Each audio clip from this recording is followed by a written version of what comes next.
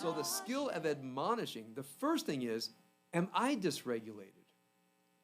Am I angry because I'm filled with toxicity? Did they really hurt me? Or am I just the kind of a person that builds my life in such a way that everybody's always hurting me? Maybe they did say something. How much of it was my willingness to be hurt in adding what they did? There's so much introspection that you have to do that one day you might say to yourself, I don't even want to tell someone if they hurt me because I'm so confused. Am I hurt? Am I disappointed? Are my needs, expectations, entitlements, demands of other people, are they rational, righteous, and useful? Is my belief system of whether people should and shouldn't do, is that intact? Was I really wrong? At a certain point, you say, I don't want to admonish them because if they apologize, then I'm going to feel better. And maybe I've made 50% of this up. Maybe I made 10% of it up. I still got to own my 10%. So when you start the really deep path of admonishment, this is an opportunity, especially during these days. If no other time in your life, in these days, use the urge to admonish as a courageous path to self-discovery, because what you might find is there's a huge husk in you, a huge husk of being the victim, of living by your narrative, of not being honest with yourself and blaming other people, a huge impermeable husk that your Sitra Achra never wanted you to look at. The Sitra Achra is saying, please never look at that husk. Because if you look at that husk and you break that husk and the light is restored, the Sitra Achra is weakened.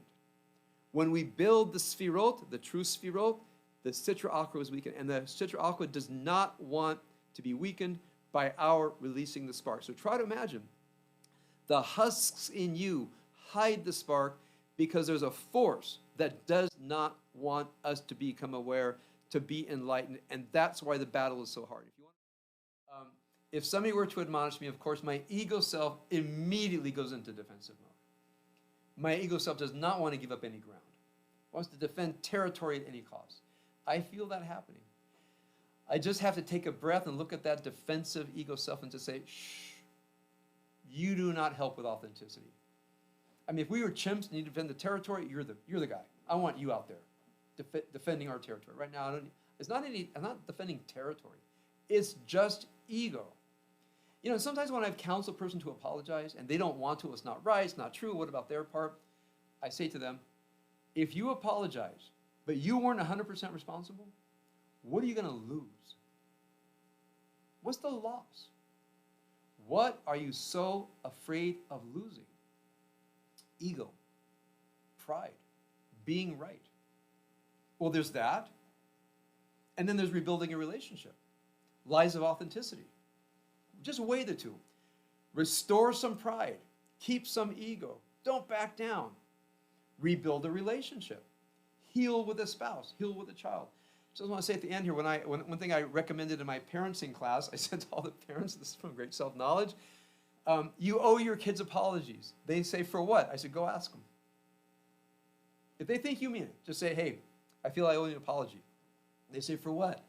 I just feel uneasy. I don't know exactly what it is. I'm pretty new to this. If you could help me out, that'd be great. I've had parents come and say that opened into the best conversations of their lives they've had with their kids. Just come and saying, either they knew it to apologize for, or I feel I owe you an apology. Let the kid take it from there. Right? They say, so why don't they do it? Well, I'm the parent, and I don't know what I did. I don't think there's anything wrong. And look at the context. I say, you can do all that, or you can just swallow some ego and say, we hurt each other. We step on each other's toes. And sometimes people are a little bit too afraid to admonish us. They don't feel free to say, hey, that was wrong. You shouldn't have done that. Okay? Ideally, we should have homes where people respectfully can admonish us and we can take and move on. Some people don't know how to. They don't know how to admonish because they've never seen anybody apologize. So when I say to parents to do this, they take a deep breath, they try it, come back to me and say, that was amazing. It was a great heart opening. So I'll just say one word. If you are admonished or you admonish yourself, if you're like most of us, sometimes you feel so much guilt and shame you can't deal with it, so you push it away. Sometimes you feel ego self-defense. I don't know what you're going to feel. I know what I feel. But the main thing, whatever comes next, is not more true than the truth of reconciliation. It's not more true than the truth of authenticity.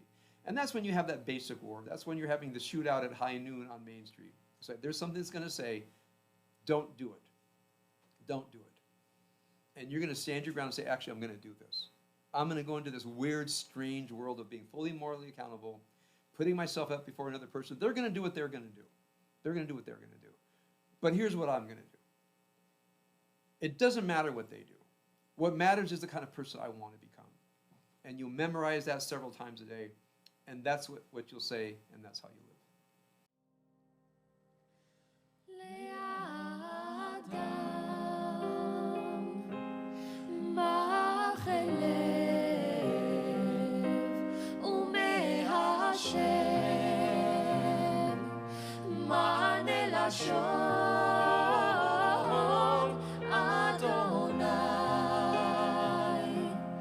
שפתי תפתח ופי יגיד תהילתך אדוני שפתי תפתח